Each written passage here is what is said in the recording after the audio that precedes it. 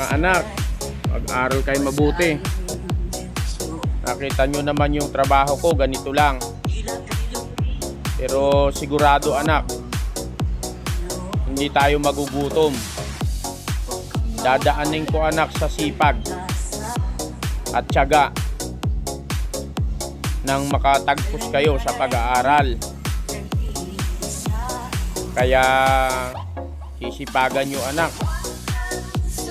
Bawal ang tamad sa pamilya natin. Kailangan nating pagsikapan lahat ang mga pangarap natin sa buhay. Kaya huwag kayong barkada-barkada anak.